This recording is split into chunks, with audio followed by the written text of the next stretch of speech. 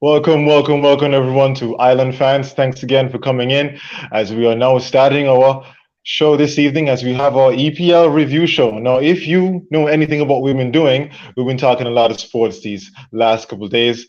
And the last show that we did, we had an EPL Matchday 7 preview show as we did our best with our panel at the time to try and figure out what we think the results will be for the weekend. And there were some surprises, some definite surprises, especially in the Arsenal game, and some other surprises as well too that we had throughout the weekend.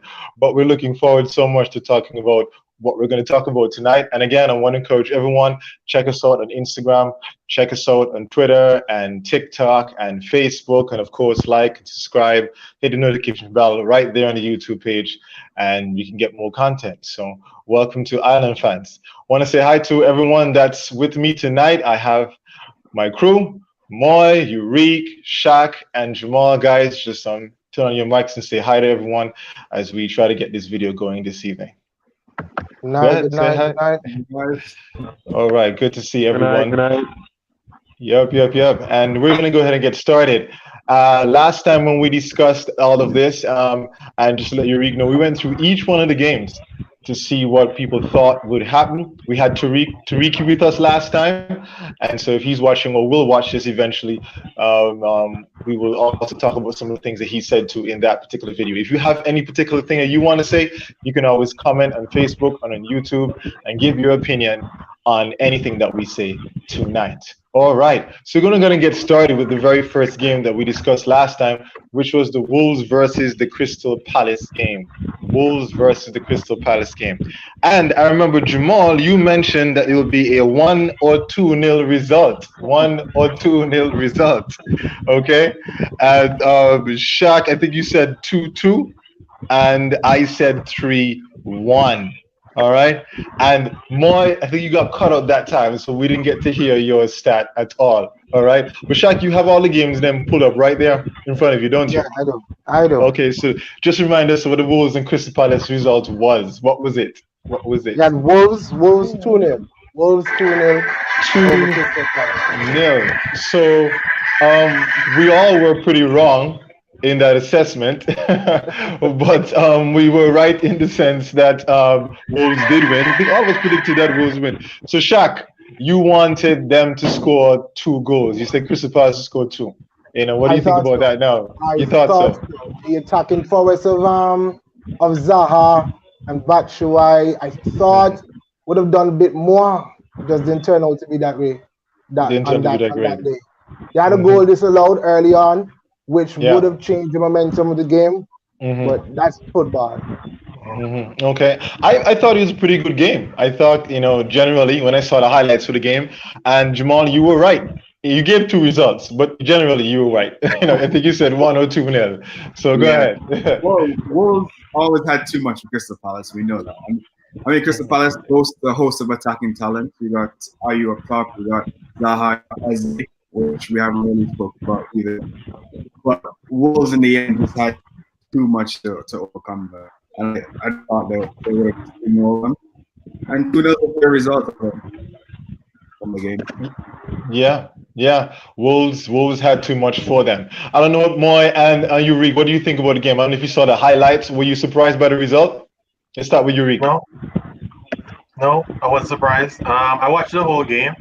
I felt like both teams had a lot of attacking talent, but the difference would have been the defense for Wolves. I think they were a lot more steely. So, and my boy Connor Cody again.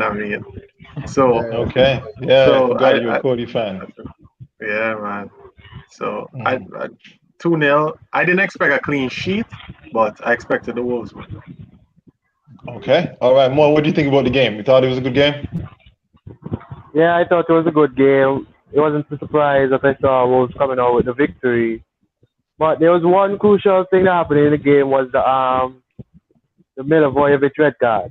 I think that was kind of big because as you see clearly when they did it in slow motion, you saw that he got the ball first, but I guess he had to do it in follow through that decided the red card. But I think it was pretty harsh. Could have gotten a yellow for that. Yeah. I mean, there's again when it comes to refereeing decisions, it's subjective in nature, And yes, VAR is supposed to help them make some of these decisions, and they do their best with that. But with that, I thought it was pretty harsh too. The red card, I would say, changed the game, And Crystal Palace, themselves, I believe they would have got a bit more into the game had that not been there. But it happened, and Wolves get those 3 points. Let's move to the next game. The next one is Sheffield United versus Manchester City. Looking back, Jamal, you said 3-1. You said 3-1 City. No, I'm not gonna hate on you because I said 4-1. I said 4-1. And we're not even gonna start to talk about what Moy said. Moy said 5-0. That's what he said. All right. But the result actually ended up being 1-0. Is that correct, Mr. Shaq? Yeah, that's right. That's right. 1-0 to City. Kyle Walker goal. A Kyle Walker goal. So it ended up being, we did give some props to Kyle Walker last time. We like Kyle Walker around here. It's of course with the fact that he's English, English players are the best. That's what they cost the most. But anyway, the fact of the matter is that at the end of the day, it's overpriced. But it was a tight game. Yurik, what did you think about the game? Generally, I watched it as well. Yeah, I was surprised at how reserved Sheffield was. Like City, they just didn't harry City. They didn't try to get in their face. They just were content sitting back, and I think City just picked them off. Kyle Walker hit one from 25 yards. England's backup right back scoring again. So, okay. I like that. Yeah, it was number City, but. To be honest with you, City really just dominated. They did. They dominated the game, but I love the way Sheffield defended, and the nature of the goal itself proves what it took to beat them, So I was really proud of Sheffield's performance. I thought they did pretty good coming out there, and making sure that they weren't going to get 5-0, even though that's what everybody expected to get. They defended. Defensive block was good. Shaq will tell you, man. The more you guys will hear from me, the more shows we do. I'm a big proponent for a good defense, man. I believe everybody always pushes, the attacking prowess and all the systems set up to score goals. But there's a beauty to defending as well too. And I think that they did a pretty good job. What do you thought about the game, Jamal? Yeah, I think they did a pretty good job defensively. But like I predicted, a 3-0. I think City have enough from them. Although we can also see City's shortcomings in this game. They're only scoring 1-0. Like I said, they're missing Aguero, missing Jesus.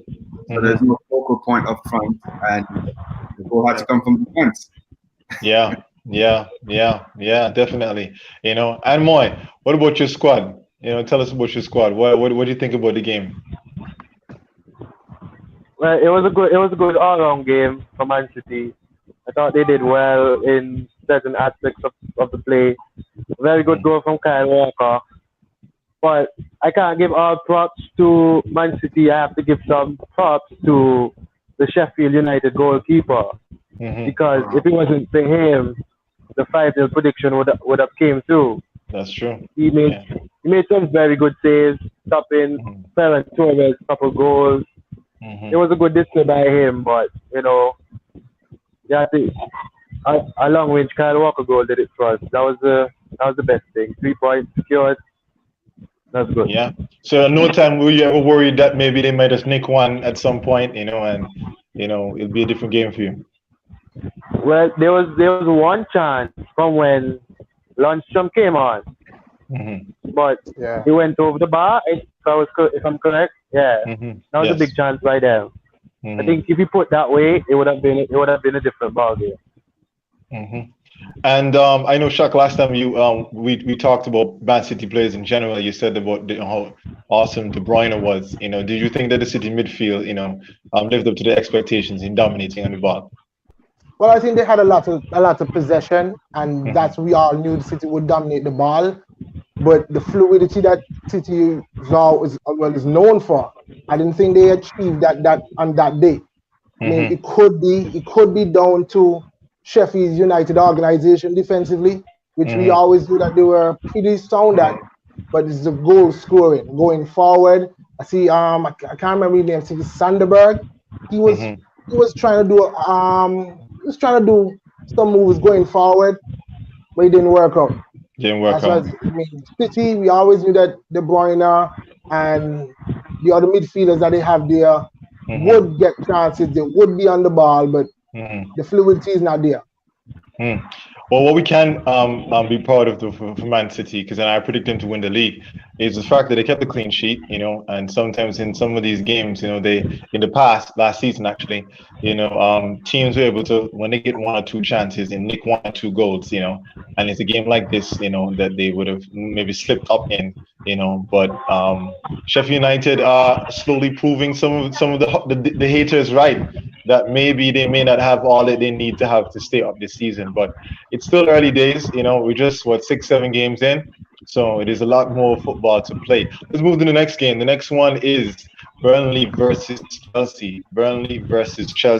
This one here now, I predicted a 2-1 Chelsea win.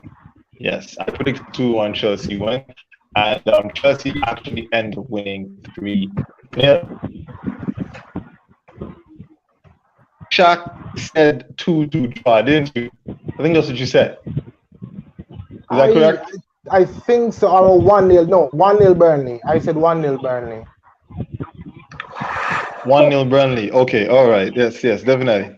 And I think Shamoy, what did you say? I think you said a 0-0. Think that was correct? 0-0. Yep. Yeah, I just did not respect Chelsea. Yeah, you did. Oh my. Yeah. And Jamal, what did you say? I'm just double checking. Were you the one that said 2-2? Yeah, I think you were the one that said 2. Yes. And you also said, I gotta give Jamal his props. Actually, no, I gotta give Shaq his props. You're the one, Shaq, that said that Ziyech should have an important part in the game. And he did. He ended up being the catalyst. Actually, he scored a goal and he had an assist as well too. But y'all, not you, Yurik. I don't know if Yurik could have bashed my boy, but y'all need to give props to Tammy. Give props to Tammy. Y'all were hating on Tammy last time. Yes, Werner did score at the end, but Tammy laid the groundwork, man. He had the assist and was doing his thing throughout the game. I told start Tammy over Timo Werner. Nobody listens to me, but I was telling you, I was right. But yeah, I love Tammy Abraham. Go ahead, Big Man. We said what's his name? Werner wasn't slated to start. I think they had Pulisic ahead of him, and Pulisic got injured. The warm-up. Yeah. Right. Yeah, definitely. But Chelsea played well, a solid 3-0 win. It's expected of them to score goals, but we were wondering whether they could keep a clean sheet. And they did. They kept a clean sheet, which is a good thing, for them, definitely. And so in regards to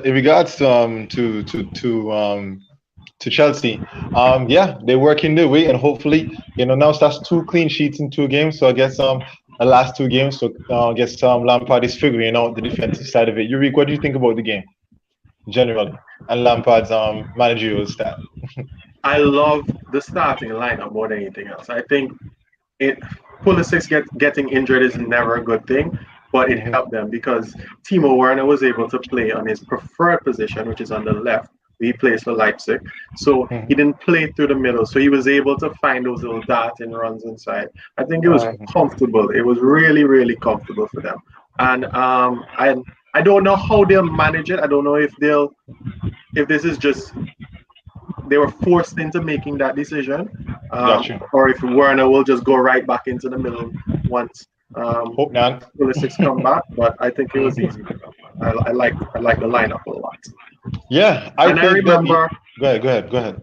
One more thing. I remember when I was watching the show, Shaq had mentioned that Burnley would have been a little bit difficult for Chelsea because they're that rough and tumble English squad get in your face. I think they dealt with that really well.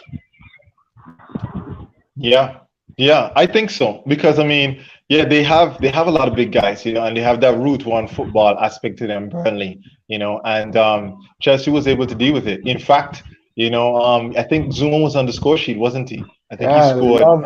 Thumping header. Scored a good header, and it's about time because he has had a promising possibility of that in his locker, being able to do something like that, and he has lived up to it, and I've been hoping for a good season for Zuma for some time now, that he can prove that he can live up to his expectations, and it was a good game for him, definitely.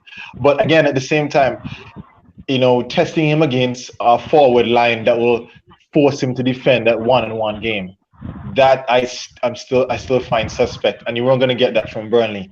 But I guess we'll see, in the coming weeks what will happen with Chelsea and their defense. All right, any other last words in that Burnley Chelsea game? Nothing? Good. All right, let's move to Liverpool and West Ham. Liverpool and West Ham. All right. And then Tariki, the Liverpool guy that we had up last time, he said 2-0, 3-0. Hey, it may even be 4. That was his line. All right. That's what he said. I never forgot that. All right. But I remember I said it would be 1-1. I was hoping for that 1-1. But let's give props to Shaq. He actually got the right prediction. He said 2-1. Is that correct? I got that correct, didn't I, Shaq? Right. Yeah, he said 2-1 Liverpool, and it was 1-1 for a while. I was there looking at it, I'm like, yeah, let's do this, come on, guys, give me my prediction right. But they came out strong in the end, and with that last goal. Did you see it coming, Yurik? Yeah, I really did. I have a lot to say about this game. This game was so predictable. This is such a predictable Liverpool scoreline. We concede a sloppy early goal. Joe Gomez just heads the ball directly to Fornells, so he literally teed him up for the volley on the 18, right? The back four, when I heard Tariki say 2, 3, or 4-0, I was hinging, because the defense, the defense just isn't able to hold a clean sheet at the moment. It just is. I wonder why. Interesting. Yeah. But I think it's more than just Van Dijk. It's more than just Van Dijk. We also have trouble. Matip is injured now. Gomez is coming back, but to me, he's almost what's the word? Mistake prone defender. Right? I'm gonna get to Jamal on that for a second, because Jamal called him Average Joe last time. Yeah. I heard that. So Jamal, hold on. You're next. Go ahead. I heard that, and I can't. Yeah. Could I just ask you? Do you think that Joe Gomez is a bad player, or you just having a bad run of form? I don't even think he's having a bad run of form. I think when Van Dijk plays next to Gomez, he's able to focus on one thing. Van Dijk is the one at the marshal of the back four, and he usually is the one heading the ball. Gomez usually just mops up. Or if they're playing behind, Gomez would play a little bit. Van Dijk would play as the last defender, but Gomez is allowed to go forward and be aggressive, and then he knows that Van Dijk is at the back in case he makes a mistake. Now he's the central centre back. He's just not able to do the same role that Van Dijk is able to do. And I think once Matip comes back, I think we will see a better Gomez. But we'll see. But more than just that, I think we have a serious problem with Bobby Firmino. He's just, I took my time and I watched him play. Like, I have always been a supporter of Firmino, right? But since the restart, people have been saying he's been losing form, and maybe I didn't pay attention quite as much. But this game, I said, you know what, I was going to focus on his play, and he was awful. He was awful. Everything was bouncing. Why don't you play your Japanese guy, man? Give it a Japanese ears. Get him out a shot, man. Get him out a shot. He's not any better. Josh is not any better, because Klopp is playing him in the number 9 role, and he's not any better. Jota needs to come in and start the next game. He has to. So then, to play where? In like a false 9 kind of situation? As not even as a false 9, as just the 9. Okay. All right. Yeah, I think he has to play down the middle. Didn't think you said that. Okay. What do you think there, Mr. Average Joe? What do you think about Joe Gomez' performance? We predicted it, man. You said it last time. We thought of Van Dijk. Joe Gomez is an average Joe. Go ahead. What you thought about the game? Average Joe is always mistake prone, as you read. Right? I don't know if Yuri was talking about a specific game, but every time I watch him, maybe he rushes into a tackle too early, or maybe he stands off, chases. He just takes that one wrong decision for everything to go wrong and to go. So, every time I watch him, he does something. Maybe it might not lead to a goal, but then it leads to a chance for the other team. And then, like Yuri was saying again, Van Dijk was the marshal back there. They've not only lost a player with ability, but they've lost a leader in the team. So I know going forward they will struggle when it comes to conceding goals. But then I don't think Matip is the answer as well. I like Matip, I know, but Fabinho's doing a better job back there for me. Yeah, I think you guys are right. I think you're right there, Jamal. And I think going forward, Liverpool may just have to adopt the strategy that Shaq was suggesting they may end up having to do at one point. Is that just outscore your opponent? A lot of their goals is just going to end up being games being 4-3, 3-2, a lot of like that. And they have the attack to do it. They have the attack to do it. I wouldn't be surprised if you guys go for a defender in January. I really wouldn't be surprised if Liverpool buys somebody. You didn't spend a lot over the last summer, and so last transfer window. So throwing out some money there and then buying a defender would not be something strange. What do you think about the game one generally? Liverpool West Ham. Well, the gut feeling was hoping that West Ham would have come down with a win. Yeah, but you said 2-1 West Ham. Yep. But that's just me wanted Liverpool to lose. But realistically, we was hoping, even if Liverpool was having not such of a good game, that recently you just see that they tend to have a little nick at the end. Those last-minute goals coming into. I mean, you can question it all you like, but as you say, it's the heart of a champion. That's true. Grind out the tough win. Yeah, true champions, find a way to win even if they're not playing their best. So Liverpool definitely, did that towards the end. They pulled out something big there. Shaka, I talked to you. Not yet. Just to add to Moy's point there just now. I'm thinking this is the second week in a row that Liverpool has come from a goal down to win the game. And just like Moy is saying, this is the heart of a champion. And this is why I predicted them to win the game 2-1. Because I'm just saying, with Salah, I mean, look at that challenge from Masuaku and Salah. All you needed there was just some composure. Just keep the man in front of you, and then you're going to the break 1-0 up. But as champions, Liverpool continue to go at them. They go at them. They got the chance with the penalty, and the much maligned Jedron Shaqiri. Because I've always wondered why Klopp icing him out. Yeah, it's been icing him out for a while now. Yuri, how come? What's his name? Shaqiri's back in the lineup. Well, honestly, right, Shaq, it's two things. We've had a few injuries in our midfield to Thiago, etc. And because of, I also believe the form of Firmino is allowing now an extra attacker to get a chance. The club have been saying that Shaqiri's been injured, he's been injured, blah, blah, blah, blah. And I honestly think if we didn't have COVID, he wouldn't be at the club at the moment. We would have looked to get him sold in the summer. So I like Shaqiri a lot. I was happy for him to stay. Yeah, I mean, I hope that looking forward they will give him more chances, because I like the fact that they brought him in for depth, which is always a good thing. But I always felt that maybe they could Shaqiri. I mean, he's a wonderful player. Have you seen the guy's calves? I mean, they're like this big, they're huge, But he's a great player, And people like Origi and so. What happened to Origi? Where is he? He's taken Shaq's place in the sunken place, man. So they did a little swap. Okay. So he's in the place now. I mean, I like him as a player. I mean, you gotta give him props, man. If it wasn't for him, he would have won the Champions League last season. Exactly. Josh. Josh, the Lord Origi, I know they just show it, man. throwing him away, man. I was He's never one of on that those. hype train. Never. I think he's a really good player. He could start in most Premier League squads. I really think so. I think he Josh, could that's push. because he's not at your club. If you watch this Okay. man play week in, week The out, man you will start not take early. that.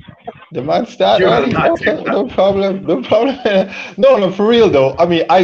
Everybody's talking about Salah, but to be honest with you, Origi scored the goals that mattered last season when you needed him to in that Champions League run. He did, and yes, Salah played his part, but there are a lot of games, and where's the rotation policy? Give the man a shot, man. He's a good player, That's all I'm saying. Give Origi a chance, So I'm on a free players campaign, a couple of shows ago it was free Ozil, this is now free Origi. Free Origi. Yeah. So you can start trending that hashtag free Origi. Let's keep that going. All right.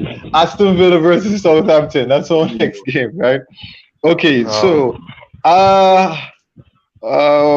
Jamal, you said 3-1 Aston Villa. No, you were right about the fact that they won. All right, and you were nearly right about how many goals. And I think it's 4-3. It was right, wasn't it?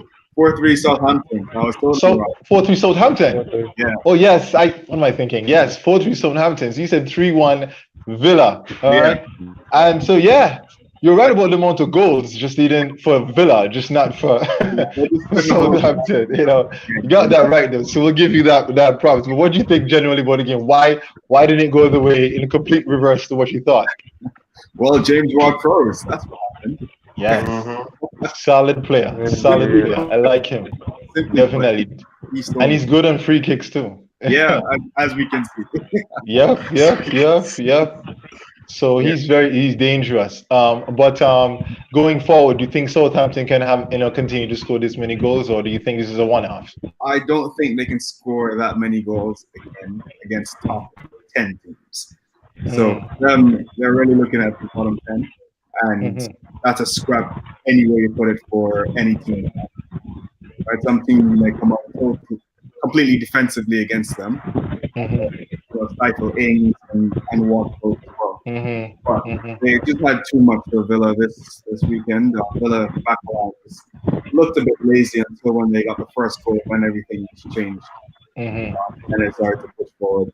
But it was a great finish to the game. I think really scored on 90 plus something minutes. Yeah.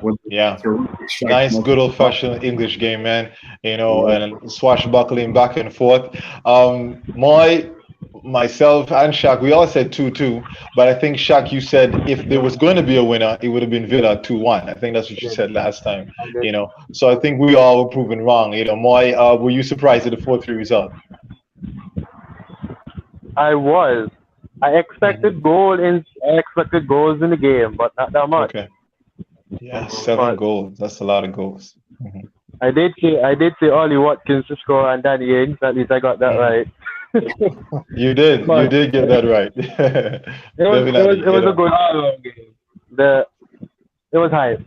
The James Ward-Prowse 2 free kicks. Yep. Marvelous. England squad need to put him back in the squad, man. That's what they need to do, Anyway, moving back on.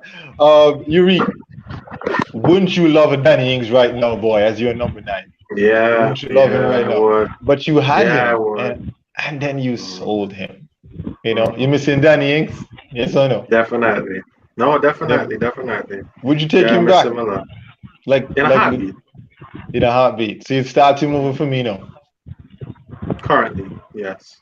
Currently? I think he's on. Okay. Yeah, he's on form. Okay, I'm just gonna go ahead and say Danny Ings is better than Firmino. Anybody else want to back me up on that? I know it's controversial. That's why I said it. Yeah. So anybody else? I agree with you on that one, but most strikers are better than Firmino. Ooh. My. Okay. That's tough. That's throwing it total. I was saying that Ings is better than Firmino, but I don't think Ings will hack it in the squad, in Liverpool squad. The reason being, I think Klopp demands too much out of his players for Ings' body to hold up. Oh, okay. In this game, he went down injured again. right? After going into some good goal scoring form. So I don't think he'll hold up with that. It's a physical system that Klopp plays. And coming both sides of the ball, and then looking at players that just love to tackle living players, right? So I think he would easily get more than one injury. But Jamal, if I may just add to that a little bit. Yeah. When you look at Danny Ings, and you're right, our system is very demanding physically on the player. But when you look at Danny Ings' injury record, it hasn't been niggling muscle injuries that he keeps getting. It's not like he's getting hamstring injuries constantly or muscle. It's been long-term injuries. He picked up an ACL injury and it kept him out of football for over a year. And then by the time he was able to catch himself, he needed to get regular game time. Liverpool had to sell him. Yeah. Because that front three was just unbelievable at the time. So I don't think he has injury problems. I just think he got a bad injury, if that makes a lot of sense there. So I think his body isn't the issue of holding up. I think he just needed a club where he could play week in, week out. Fair enough. Yeah, I think that's a lot of the issues that happen a lot with a lot of players like that. I noticed too. I think Shaq and I, we were talking about it recently about how the English players and them tend to get injured so often. And he's starting to wonder, why. A lot of the, if you look back at a lot of strikers or just players, anything, or look at Wilshere, you look at what's his name, the striker that's played for Liverpool and also played for City. What's his name? Oh my goodness, left foot guy. City and Liverpool. Sturridge? That's Sturridge. No, man. Oh my goodness. English City boy, black. He's City and Liverpool. He played for. Sorry, I couldn't hear you. You said Sturridge, right? Yeah. Yes, Sturridge. Injury issues. I really think so. He had some issues and injuries long term, and I think they just it messes with them after a while. I think Ings could have really had a good run, man, if he hadn't had those injuries. That's what they bought him in the first place, since he was a good player. So that's that. All right, so Newcastle versus Everton is our next game. All right, and I'm gonna go give most of the props in predictions to Jamal. Jamal, you said 3-2. All right, but the reason why I'm giving you props, right? You said 3-2 to Everton, and I think I said 3-1 Everton, and Shamoy said 2-1, and Shaq said 1-1. So we were all wrong. All right, we put it that way. But at the same time, though, Wilson did well, and you were giving props to Wilson last time. That he would come out of the blocks and do pretty well. And he did. He scored those 2 goals, and as I expected, I gave myself a little props. Calvert did score, but he scored too late, way too late. So, Newcastle end up being the winners, 2-1 to the game. I mean, again, they played. You did say, Shaq, though, that we should not underestimate Newcastle. They are an established Premier League team. I think that's what you said. And I like them. I like Newcastle and how they played the game and so forth too. But I'm a little disappointed in Everton, and their performance. I thought they would do a lot better than that. But when the next show that we do with the preview show, we'll talk more about the next game they have to play, which is against United, and we'll see how that goes in that regard. But hopefully they'll take out their revenge on me. But generally though, that Newcastle Everton game though, what do you think about the game, Moy? Did you see the game at all? Did you expect anything? Because you said that Newcastle would win. I mean, Everton would win 2-1. I didn't really get to watch that game. I had to watch the highlights of that game. Yeah, the highlights, okay. But yeah, and I saw that Newcastle got a penalty from. It was like a kick from when Wilson and it was Andre Gomez came towards the ball. I saw that. What's fascinating about that though is that, sorry to cut you off. What's fascinating about that though is that ESPN did a little stat there on all the teams that have benefited the most from VAR so far this season. And Everton was at the top of the list, having benefited the most from VAR. And I know. ironically, And so, I was looking at some of the teams, and seeing the way it was. And they have all different stats about the points you would have gained or points you would have lost, depending on the VAR decisions. And I found it fascinating that so far for the season, 31 goals were decided based upon VAR, And so VAR is having a big impact upon the. Okay, Eureka is like impressed over there. All right. A big impact on the season. You should check it out. How many goals weren't given by VAR? Well, you see, there you go. It's a funny thing, this VAR thing. It's deciding a lot of things. And I'm just going to say out there, I was just thinking about it before the show, that we may end up, I don't know if we all think, we may end up with another Leicester-like season this season. I'm not feeling like anybody is going to run away with anything. I'm feeling a lot of stats and stumbles are going to happen throughout the season. That's not going to make our predictions so easy when it comes to the top four. I think Christmas time, the table is not going to look the way it's supposed to look, right? So I guess we'll see how that works out. Any other thoughts on the Newcastle versus Everton game? And I thought that did Yamis play? I think he played. No, he didn't. He didn't play. Nope. No, he didn't. Okay. Yeah, and then I think, and then that would be a big difference when it comes to his output in terms of the Everton situation. I think there's that going around as well. Like on Ancelotti, every game that Richarlison hasn't played, every game. What? I didn't hear that. No, Richarlison has not played. Yes. Yeah, that's a good start. And it's amazing how you gotta rely on that bench. I mean, more and more you're finding out that if you don't have those players to come off the bench to be influential in the first 11, then you may not be able to make it. So yeah, without Yamis, without Richarlison, it seems that Digne as well. Yeah, it seems without Digne was suspended. How they started out so hot, we'll see how it is. Okay, now I noticed that Mr. Shakil Katsi was very, very quiet for the last two minutes or so. I'm feeling he was gearing up himself because he told me earlier today he has a monologue for me, So I'm gonna put you as the full screen and you can just talk, Okay, you want the full screen or you okay with the way you are? I'm good with sharing. You're good with sharing? All right, so the next topic is Man United versus Arsenal. So, all right, this is go ahead. time. Go ahead. You're Chuck, remind them of the predictions. Give the predictions. Yeah, well, the predictions. Actually, the predictions tell a very interesting story. All right. In the predictions, you said that you would beat United 3-0. Arsenal beat United 3-0. That did not happen. All right. That was the confidence. I said 3-1. And then Jamal rightly and wisely mentioned the point that it's going to be a tight game. It's going to be close. And he said 1-1. He predicted a draw in that regard. Shamoy, who hates United, I think you said 2-1, But interestingly, you said Arsenal will get a penalty, which is interesting. You said that, when Shaq was saying that United would probably be the one to get the penalty, and I should have gotten 2. But anyway, moving on. The fact of the matter is, though, is at the end of the day, all right, that's what was said for the predictions. I think Tariq said 2-1, 3-1. That would be the case. He mentioned that last time. Before I get to Shaq, you said prediction. Let me just ask you, Reek, what do you think? Did you expect Arsenal to win 1-0? I didn't.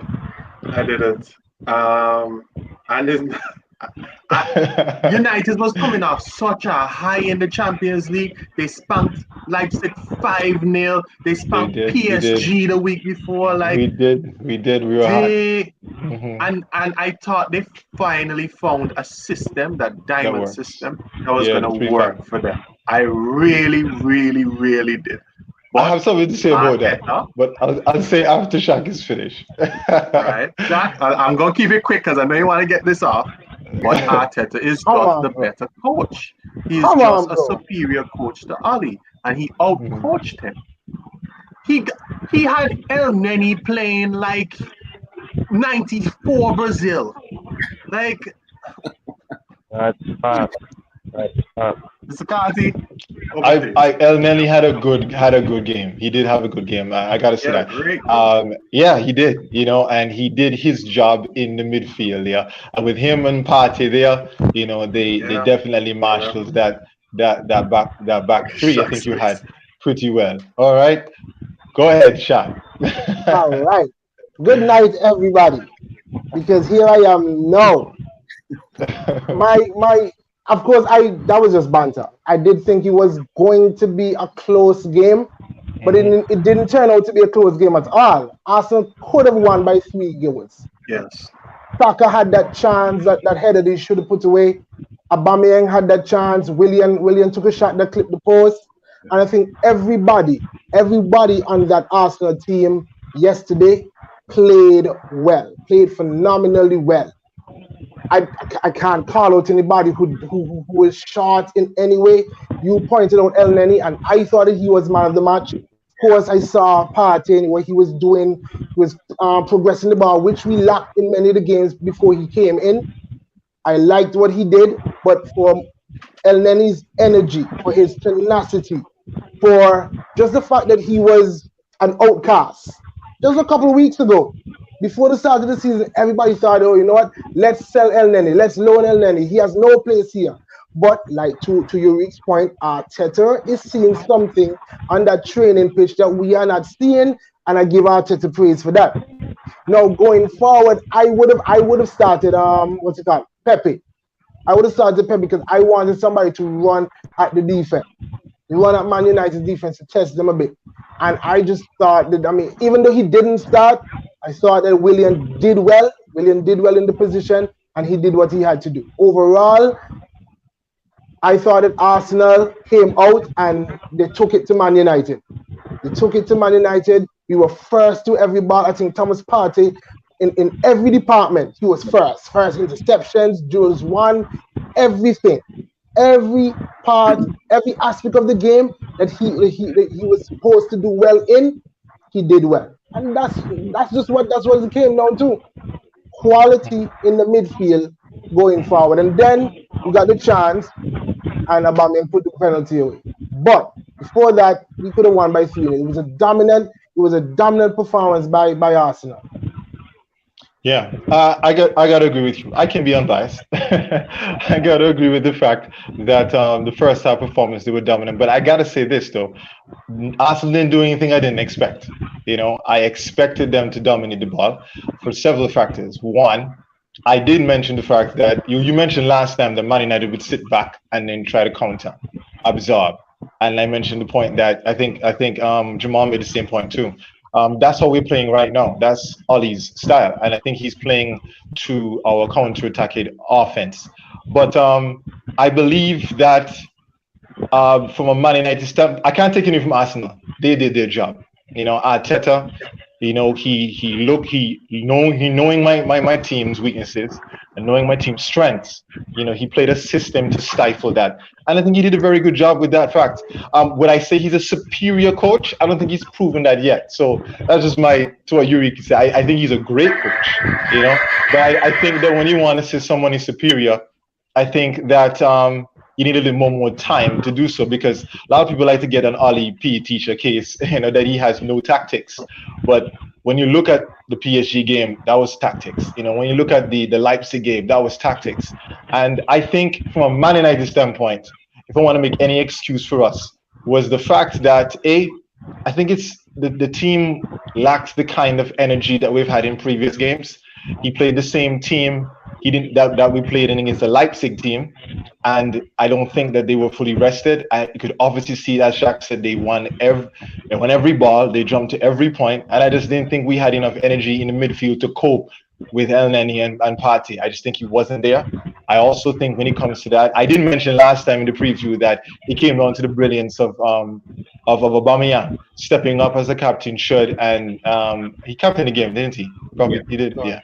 And scoring that penalty, But the chances that they got, we expected them to get. But I really actually thought that the game would have ended 0-0. It felt like one of those games, because with the chances that they got, they hadn't scored. and it was still 0-0 for a long time. I saw him putting on some more defensive people and just locking up shop, and then they would be hitting. It would end 0-0. But then it came down to a mistake.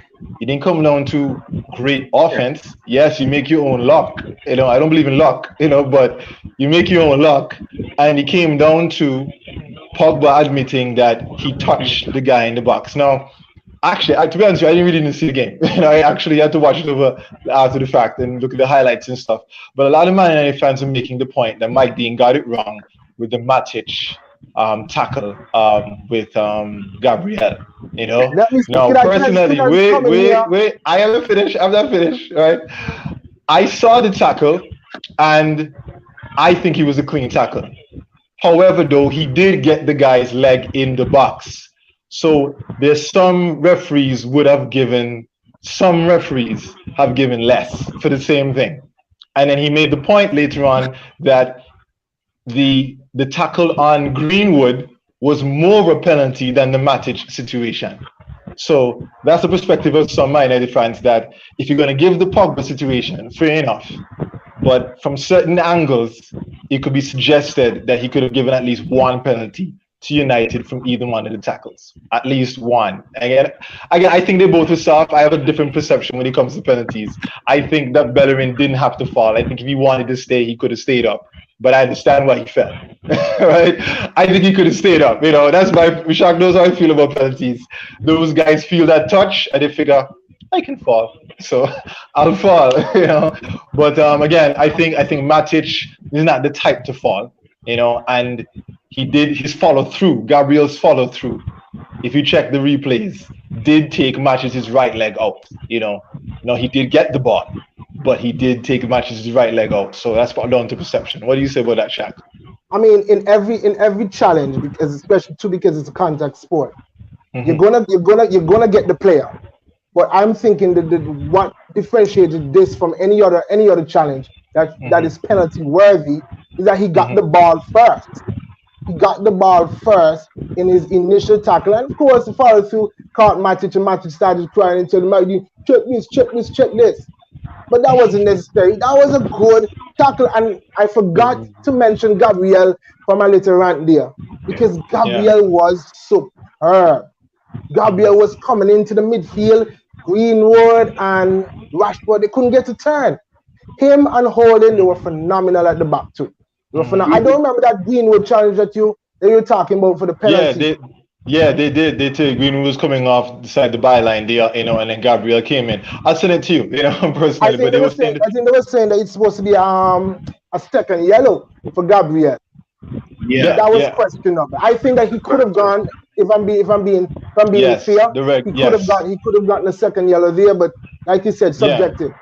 It was very subjective, but yet again, these are the calls that change the game, and other factors change the game too, because Martial being out of my offense changes things, because Rashford and Greenwood, they have two different types of offense. Rashford likes to come off of the left and run at defenders. He's not a pure striker. He never was. That's what Martial wants to be. And then Greenwood is still, his game is a little different. I think he's a future number 9, but at this point in his game too, he likes to take that defender one-on-one off on that right-hand side because he can shoot with either foot. But then when you have the two of them there playing that 2-strike, it's easier for that defense when you have a Partey and an El Neni and that back three there to know where those two guys are, knowing that as long as they don't have any space behind of the defense, then I don't have to worry about them because they're right in front of me.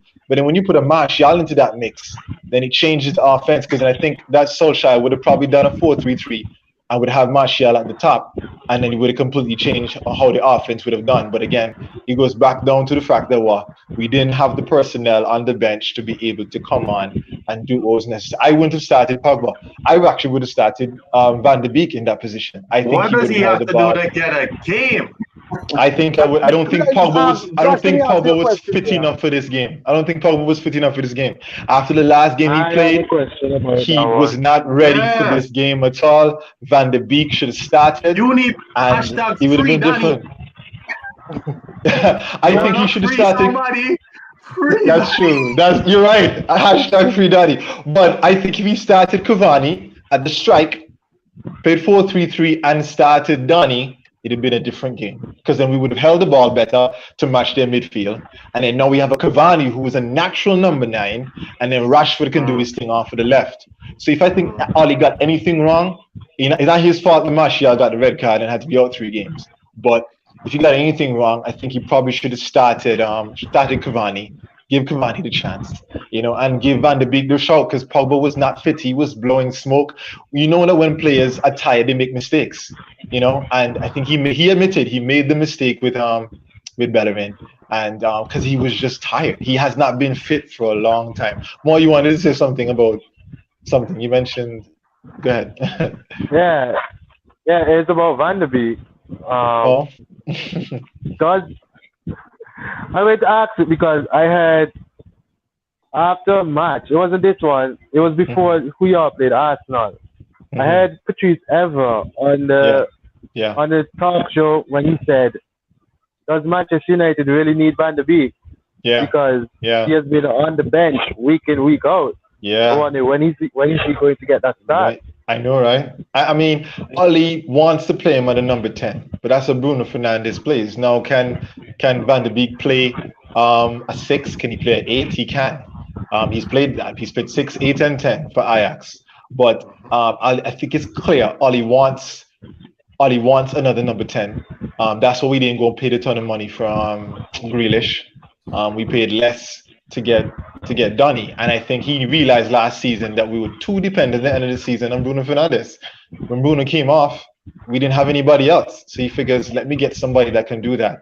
So, and he doesn't. And right now, he likes that Fred McTominay sitting in the midfield. So then there's no more space. So when he plays the diamond now, he has to decide: should I play Pogba or should I play Van de Beek? And he chose the World Cup winner instead. So my question though is, and it goes back to questioning Ollie's whether he's a good manager or not. I mean, he's facing the game and he takes. I think this is even before we scored. He took Bruno off. What was up with that? Well, I think he was bringing on. He was the substitution. He brought on Donny Van de Beek. You see, he looked at the system at the time because he already took off Fred for Matic, and so, which ironically, you scored the goal right after, so, which is interesting because Fred was doing his thing there in the midfield. Fred has been my best player for some time now, Fred was giving away that ball yesterday. He did, and I think that was a part of Arteta's strategy to get at Fred, and force Fred to make those mistakes.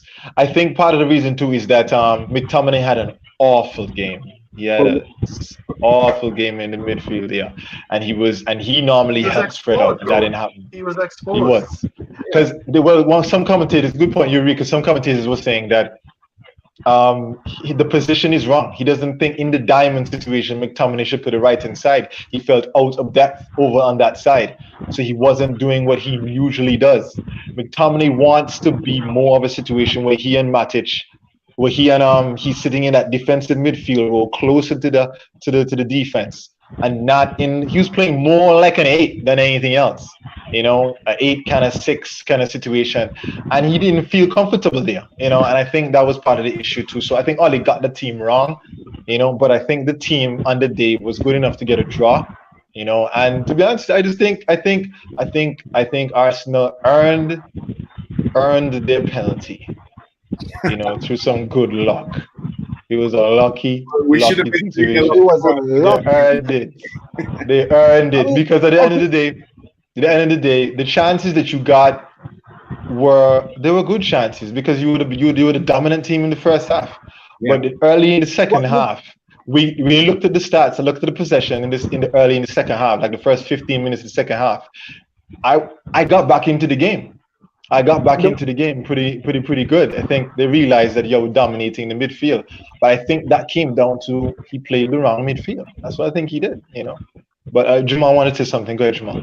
Yeah, I was saying, not anything to add to what everyone else has said about the game, but what I like to see and what we can all agree on now is that look at how Arsenal are grinding up 1-0 Manchester United away from home. Right, we see 7 defenders on the field and then it's grind. this is like a throwback to early 2000s. I think Arteta has revolutionized this defense, which we touched on last week. Yes.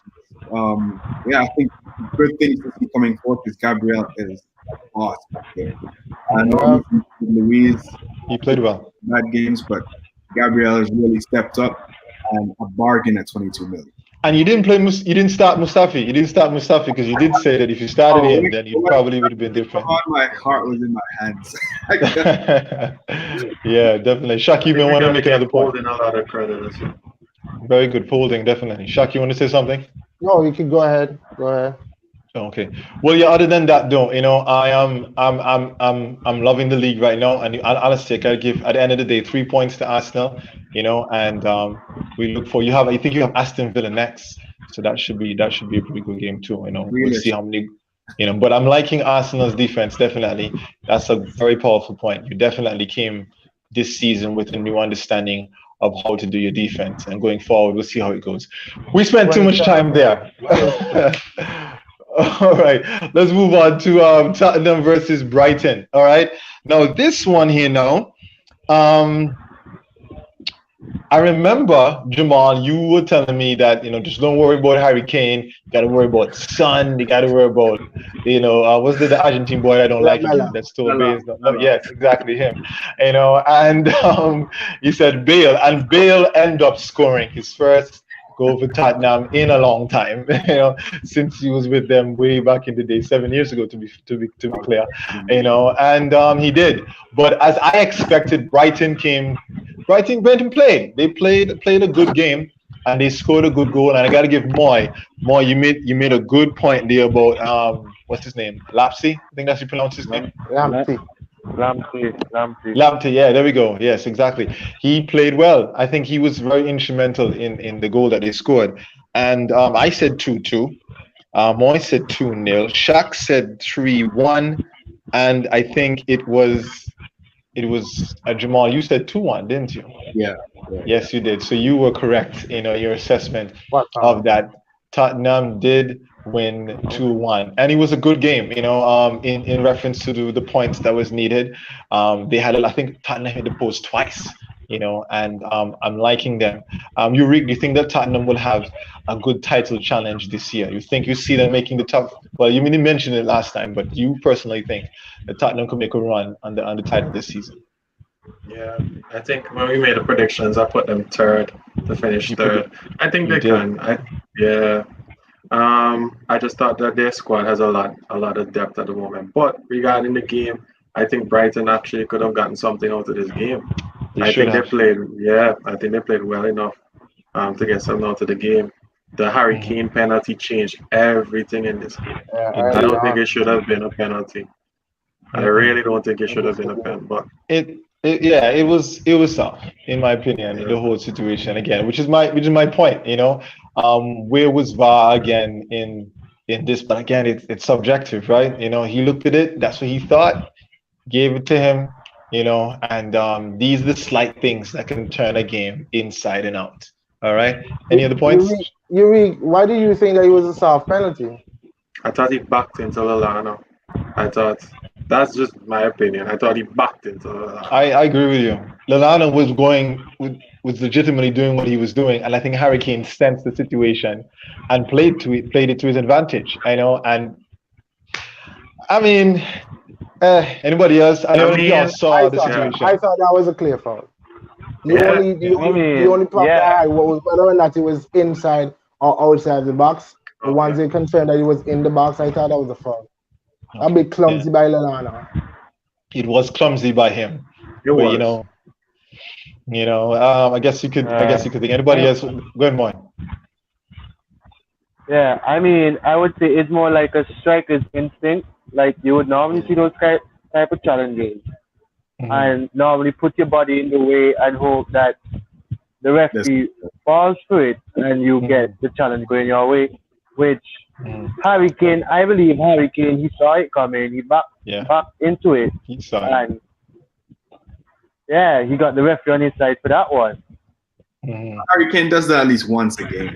He does. Yeah. He does. Yeah, he's actually famous He for that. does. Yeah, he's famous for that. And I think there's a bigger conversation to be had because when we look at certain players, like I have a certain player on my team that has a reputation for going down easily. We can call him names. We call names. Yeah, no, it is We what call it names is. around here now. Salah We goes call down names easily. around here, bro. Right, You're Salah From goes the down Caribbean, easily. man. We don't hold back. Right, Salah goes down easily. I don't like it a lot of the time, personally, but I So understand why he sometimes you does like it. Yeah, of course. Sometimes you like to cheat. You admit that you like to cheat I sometimes. miss Oh, Suarez boy. diving. I miss that. You understand? I cannot. I'm sorry, Eureka, but I cannot forget that one time when I think it was. Well, I think it was Wan-Bissaka and Yes, and when Salah. Wan-Bissaka was at Palace. Yes. When he was at, oh my goodness! I replayed that. It's like a GIF in my mind. All right, where it's like Salah. He didn't touch him. Yeah. He did. It's like some Star Wars populist, man. Like the Force kind of. I mean, anyway, go ahead, But when Salah does it, the media has a rant for a week about him being a diver and this and that. When Harry Kane does it, he's such an intelligent striker. Because Harry is English. That's exactly. Yes. Leave Sir Harry Kane alone. Man, boy. It's my boy. But yeah, you're right. You're definitely right. There's a bias there. There is a genuine bias, towards him. What do you say, Jamal? I said, and more Salah plays for Liverpool. Yeah, I think that has a lot to do with it, About. But there was I didn't hear call. that. Okay, go ahead. No, I said and Mo Salah plays for Liverpool, so that's another agenda. Oh, okay. Yeah. There's some teams that are hated more than others. United is up there. Liverpool is up there. We just hate us for no reason. Like Kati. No one cares about Tottenham. I don't know. That's true. Nobody. It's like an indifference. Tottenham just there. No one cares. Because they don't win anything. You haven't won anything for a long time. But still, they're a small club. I have a genuine respect for all the teams. I do, but I do hate Liverpool. I have a genuine respect, but I hate Liverpool. I do. I honestly hate Liverpool. I don't hate City so much. Only reason why I hate City is not because they're my rivals. I mean, I actually feel happy for them. Having been second best for so long, it's nice that they're up here. For a little time. I think so. I really think so. But at the same time, though, I mean, the reason why I hate City is because you got all the money, you come in, you just buy a ton of players and then expect to just win everything. That's what annoys me. I like teams that build, and you don't give young players a chance. I don't like City for that reason. And they cook their books too. Don't forget that part. That's true. You're right. They're not supposed to be in the Champions League. Nothing happened. They're not supposed to be in the Y'all Champions don't have no fun. Okay, Nothing all right. happened. Yeah, man. You feel guilty say that. Jamal. I was so hoping that they'd be out of the Champions League, right? I was so hoping. You go ahead. The Arab money will run out now. The Arab money will run out. And well, I didn't have it run. They'll leave you out. On the table once or twice. Jamal in the finance team. Definitely. But yo, fellas. Yeah. Should the Brighton goal stood? That's a good question. Oh, you're talking about the challenge before on Højbjerg? Before, Yeah. the build-up. Yes. I have it in my notes, the Højbjerg situation. Isn't there a rule now that he can only go back? That was a foul. I think I thought it was a a certain foul. amount of phases or something. No? No, they checked it. They And he checked it. still went ahead and said it wasn't a foul. But here's Yeah. my point on this. I think in that instant, the referee is not so much wondering about football and how it looks. I think he didn't change a call because of his pride. Yeah, I think he made the call, and the Tottenham players were going at him like, "Didn't you see that foul?" He went to look at it, and it really would have hit him. Like, yo, you clearly missed that. And I don't think he could have changed it. I think that was purely pride. Yeah, I think, showing the humanity of the referee, you make a very good point there, Shaq. Let me just throw in a comment here. Rain Lacar was making the point there about the Van de Beek situation. Cannot play number 10 because that's Bruno's role. It is his role, and I think that's part of the problem that Ali has with there. But he did make the point though that when he was on the United team back in the day, they had two players for every position, and I agree with that. I think you should have that because then right now, if something happens to Gabriel, what do you think is going to happen to the Arsenal defense? You got to bring back Mustafi, don't you? You know what I'm saying? Or David Luiz, you gotta figure that out. Like for instance, let's just say I didn't have Martial there, and if I did, it may have been a different game. What if you didn't have Aubameyang? That's a world-class striker. You got to make sure you have proper people there that can come on and do their thing. You take out Sané and you take out Mo Salah. Who's going to score goals for Liverpool? So that's a good point. Thank you, Raina, for that point. Definitely. And City too, I mean, see, Pep likes to do that little Spanish thing and play midfielders that strike, only Spanish people do that kind of craziness there, but it works, right? When you have a system, it works. So, I guess when you have Aguero in your team, people like what's his name, Brazilian boy. What's the boy name again? Jesus. Yeah, Jesus. And do you do a two strike or do you just come off and you just do your best? But I guess we'll see. Thank you for that point there, Reina. Let's move on to Fulham. We got two more and we're almost done.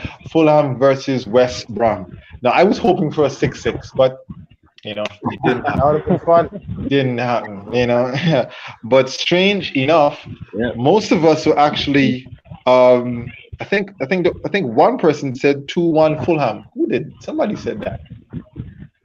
He was shot. Yes, you did. You were the only one that gave Fulham a shot there. I did say 1-1, but Fulham did end up winning 2-0, and West Brom, it was a rough situation. So I think Jamal, you said 3-1 West Brom, and I think Moa, you said 1-0 West Brom, didn't you? Yeah, I think that's what you said. All right, but yes, Fulham end up winning. What do you think about the Fulham win? Are we surprised? Shaq wasn't surprised. Go ahead, Shaq. I'll tell you what I'm surprised about how lackluster West Brom was. I'm watching that game and there's no fight, there's no passion. That guy that he played very well for them in the championship, Pereira. Pereira. Yes. He's very good on the ball, but today he just looked nonchalant. Yeah. It looked like he really cared about what was going on. Yeah. And like I pointed out Mitrovic. He had 2 assists. He had both assists today. You did point out Mitrovic. But I don't know. West Brom, I think we all made a point when we did that show for the relegation. West Brom is done.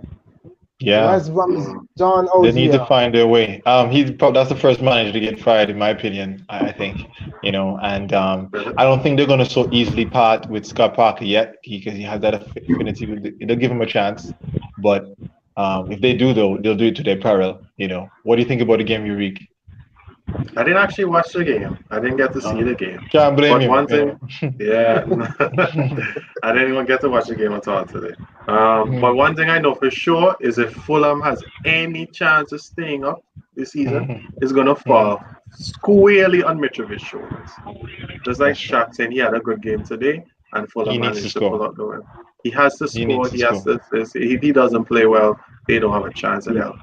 So they don't have any firepower at all.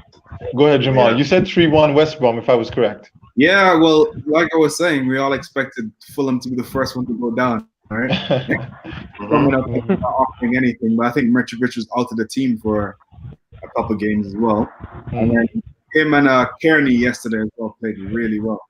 Well, today, this afternoon, So Mitrovic is the focal point in that team. He is. If he's like Fury said, if he's not having a good game, the whole team is not having a good game. Yeah. And he was just up for the fight for him, and West Brom were just equal. Yeah, and they need. You're right, Jamal. I think you make some solid points there because I think especially after what you said there, that Fulham, this is the game that they have to win. They're not going to win a lot of games, so they got to take the 3 points when they come. And West Brom was there for the taking, because Shaq is right. West Brom, like, they didn't show up today. And this is not the game where you shouldn't show up. I mean, Fulham came up, you have to make sure you fight in this game, so, I don't know. I don't know, maybe if they underestimated Fulham, if they figured it's not a big of a deal, because sometimes some teams get up for a big game, and maybe they didn't think this was a big game. You think so, Moy? Because I think you mentioned last time you weren't really interested in the game at all, but I think you did give a 1-0 West Brom win, I think is what you said. Oh, I stood to my point though. I am not gonna lie. I didn't even watch the game. I just wait to see the results coming on my phone. But I have to agree with Yuri's point with the Mitrovic that he has to be the main focus in order for them to stay up. And I think that's what it really is. Yeah. Well, we'll see how it is, because there are many more battles there in the future between Fulham and West Brom with many other teams in the league. And let's see how they hold up and if they're going to really be down by Christmas.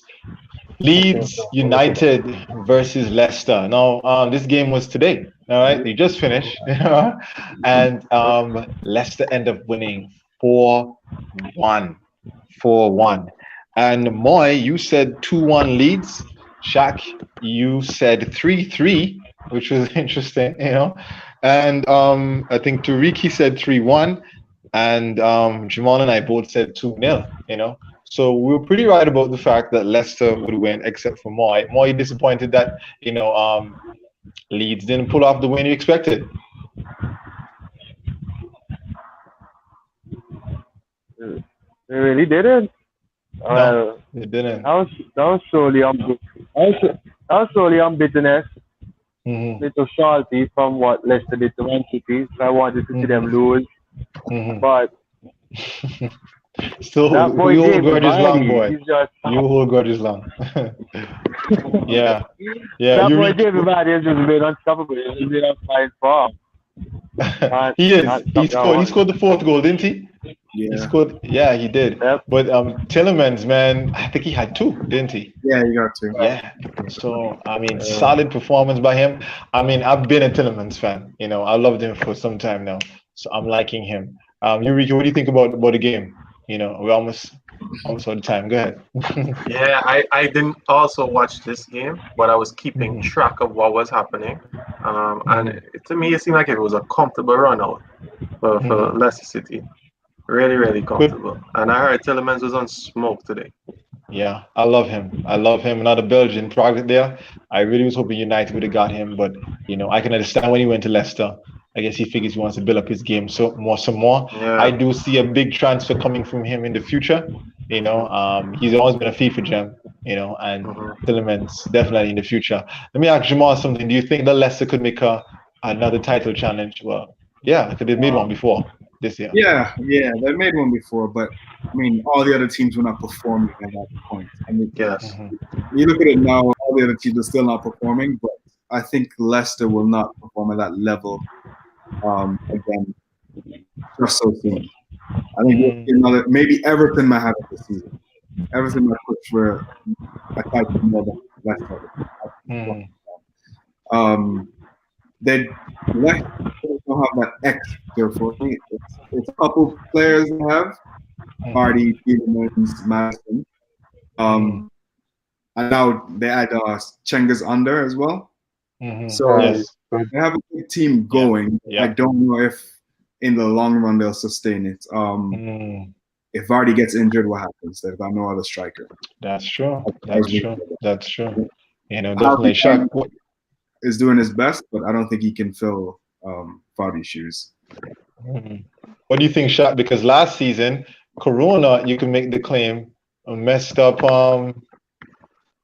the situation there with Vardy. He went out. But I get his question. I at the end of the last season, I was saying I think Brendan Rodgers is out of his depth. Yes, I think he's only good up until a point, and I think that's it. he would take them to 22 games in the season, and after that they will start falter. They'll start to falter. Yeah, I think this will happen again with Leicester. Yes, I they're think that's doing a bit well harsh, now. though. You think so? Yeah, I But think on, so. I on think Rodgers? on Rodgers. Hmm. I think a lot of people remember him for the Liverpool days when he failed to win us a title, and they're kind of basing that off of it. But he did go to Celtic, and he did win the treble with them twice. So Celtic, come on. I know. But the Celtic? reason I'm saying this, he's gotten used to now winning. He's gotten used to winning. I think he is the best British coach currently. I hear you, but how do you explain the collapse towards the end of the last season after the Easter? They had a lot of injuries that was just piling up on them. A lot of injuries. Madison was out. Chilwell was out for Pereira was a huge miss for them, and they just had a lot of injuries that were piling up on them. And I think that hurt them a lot.